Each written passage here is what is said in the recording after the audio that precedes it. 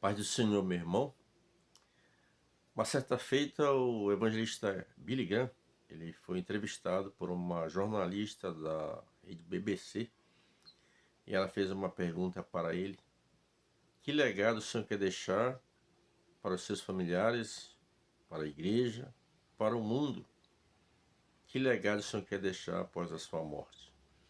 E ele disse que ele foi fiel.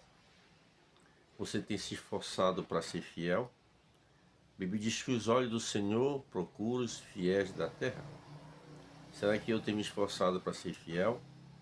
Fiel a Deus, fiel à minha família, fiel aos preceitos eternos? Que Deus nos abençoe através desta mensagem. Eu quero dedicar essas mensagens a todas as mães. Amanhã é Dia das Mães, como todos nós sabemos, segundo domingo de maio se comemora no Brasil o Dia das Mães. Na verdade, o Dia das Mães é todo dia, né? Essas mulheres incansáveis, muitas vezes incompreensível, mal compreendida, né? Mas umas mulheres guerreiras. Eu, por exemplo, tive o privilégio de ser criado só pela minha mãe. Ela criou 6 filhos, né? E os 6 filhos que ela criou, com muita dificuldade, ainda veio a falecer antes. Alguns dos meus irmãos ficaram ainda pequenos, mas a minha mãe foi uma guerreira. E eu, quando eu olho para as mulheres, eu olho sempre com muito respeito pela importância do papel das mulheres durante toda a história da humanidade. E eu quero, nesta mensagem também, parabenizar a irmã Sandra, né, que há poucos dias se tornou vó mais uma vez, com a nascida do Rafael, filho da Alessandra, nossa irmã Sandra, que é de Mariana Pimentel. Né, e eu louvo a Deus pela vida dessa família, que sempre que vamos ali, nos acolhe com muito apreço, muito carinho, ela e o irmão Alexandre. E é uma família que tem um carinho muito grande por nós. E eu quero dedicar aí a Alessandra, né, que amanhã vai poder comemorar o Dia das Mães. Isso é um privilégio muito grande. E você que tem a sua esposa, valorize ela, porque é uma oportunidade única de ter esposa aqui na terra. A Bíblia diz que no céu nem se casa e nem se dão em casamento. Então valorize a sua esposa, valorize o seu marido, valorize o seu filho, valorize a sua família. Nós pregamos sempre sobre a família porque a família é a primeira instituição divina criada por Deus. Estou com a minha Bíblia aberta aqui no Evangelho de Marcos, no capítulo de número 1, versículo 29, versículo 30 e o versículo 31. O versículo-chave vai ser o versículo 31. Mas eu vou ler a partir do versículo 29. O título fala aqui sobre a cura da sogra de Pedro. E logo saindo da sinagoga foram à casa de Simão e de André, com Tiago e João. O versículo de 80 diz assim: E a sogra de Simão estava deitada com febre, e logo lhe falaram dela. Então, chegando-se a ela, tomou pela mão, levantou, e a febre o deixou, e serviu-os. Nós estamos aqui diante de um momento muito interessante. Jesus está ali na cidade de Cafarnaum, o local onde o nosso irmão Pedro morava. E nesse versículo aqui, a gente vê no versículo 29, aparece 4 dos apóstolos de Jesus. Jesus ele está selecionando os seus apóstolos. Então aparece ali o Pedro, seu irmão André, aparece também os 2 filhos de Zebedeu ali. A gente vê que Jesus está começando a preparar os seus apóstolos, né? E a gente vê nesse versículo 29 aqui, então chegando, versículo 29, e a sogra de Simão estava deitada com febre. Jesus chegou na casa do irmão Pedro, chegou ali, a notícia foi essa de que a sogra do irmão Pedro estava com febre, né? A Bíblia não menciona o nome da sogra de Pedro, não menciona o nome da esposa de Pedro, nós temos isso no Evangelho de Mateus e Marcos, e não é mencionado o nome dessas mulheres. Mas aqui está mencionado a sogra, faz menção sobre a sogra de Pedro. E a gente vê também a sua esposa. Muito pouco se sabe, apenas 2 historiadores, Clemente e também nós temos outro Eusébio de Cesareia também, que ele dá um testemunho ali que a esposa do irmão Pedro, ela passou por mártir, né? e foi morta praticamente diante dele. E as últimas palavras dela foi: lembre-se do Senhor.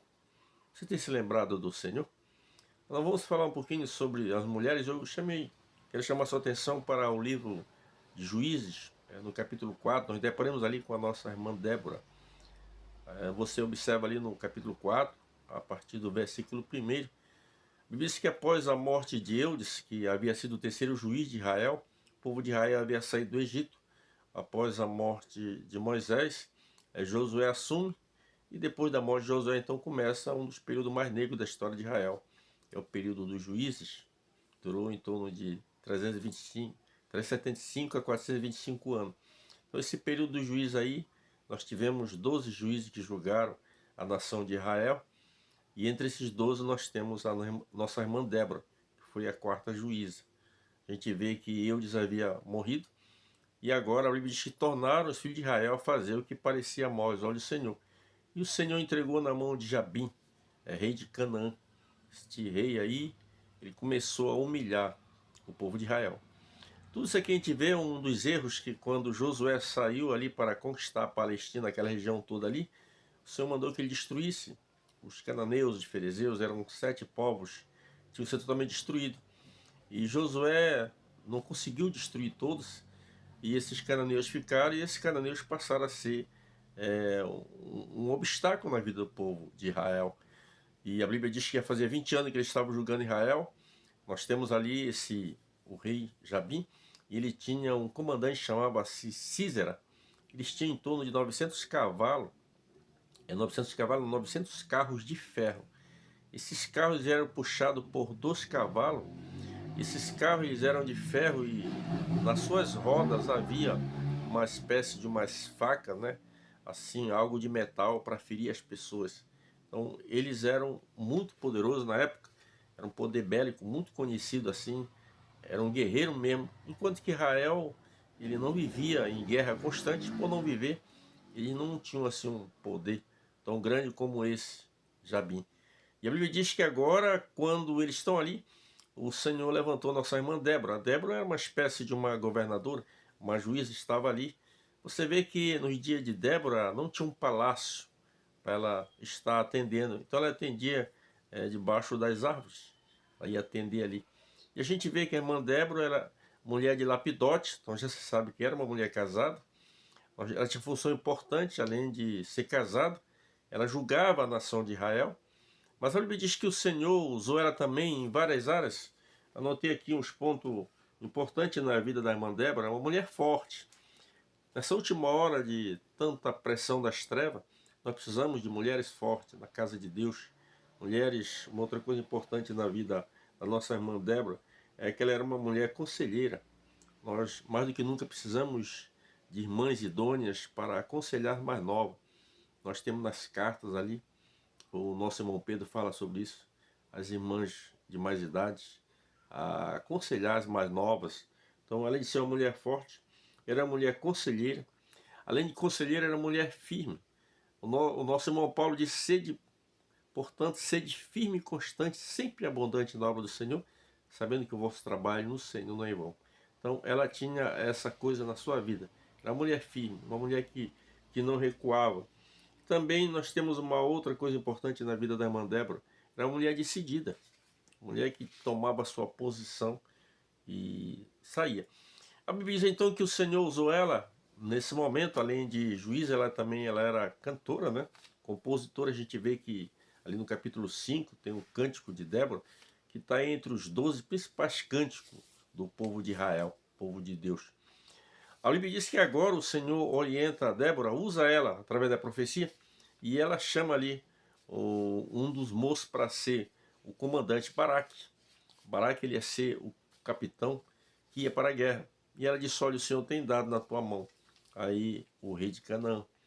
Você pega e reúne aí em torno de 10.000 homens, vai ali às montanhas e convoca ali de 2 tribos, né? Tinha que ser convocado de 2 tribos. Era bastante, 10.000 homens para sair à guerra. Humanamente falando, seria impossível vencer. Mas é que a luta não era simplesmente dele, a luta era de Deus. Que o Senhor nosso Deus, ele pleiteia a nossa causa, ele pleiteia nossas lutas. Mas nós precisamos confiar em Deus. É interessante que o povo de Israel, ele fazia 20 anos que estava sob o jugo. E depois de 20 anos, agora ele resolveu clamar ao Senhor. Não espere a aflição chegar na tua vida, as adversidades, as tempestades, para recorrer a Deus. Recorra a Deus. Nós precisamos orar. Estamos vivendo um momento muito difícil aqui no estado do Rio Grande do Sul. E você que acompanha o noticiário, você vê como está sendo devastador o que vem acontecendo no nosso estado. Eu sempre orei, tenho orado, não só pelo Rio Grande do Sul, mas pelo Brasil. A gente precisamos orar, precisamos calçar na oração essa arma poderosa que Deus nos deu. E nós temos que orar antes que o mal chegue. Tem pessoas que só oram depois que o mal toma conta. Quando o marido já não compreende mais a esposa, quando a esposa já está perdendo o marido para outra, ela recorre à oração. Quando o filho já está mergulhado nas drogas, ela recorre à oração. Eu tive o privilégio de criar meus filhos aqui em Porto Alegre e criei aqui no bairro Morro da Cruz, um dos bairros que quando eu cheguei aqui era um dos bairros mais temidos na cidade de Porto Alegre. Né? E muitos irmãos me aconselharam: "Irmão Miguel, você tem que tirar os seus filhos daquele colégio ali, do colégio do Morro da Cruz." Mas eu disse não, porque a droga está em todo lugar. Nós temos que ensinar ele a conviver nesses ambientes sem se envolver com isso. Mas eu nunca fiquei um dia sem orar pelos meus filhos. A base disso aí é a oração, diariamente orando pelos meus filhos, para que o diabo nunca atraísse eles para o caminho das drogas. Então nós temos que orar antes que o mal chegue. Israel está 20 anos debaixo de um sofrimento e depois de 20 anos que resolveu a recorrer a Deus na oração. Não espere o mal chegar, recorra a Deus antes. Converse com o Senhor, conte para ele os seus problemas.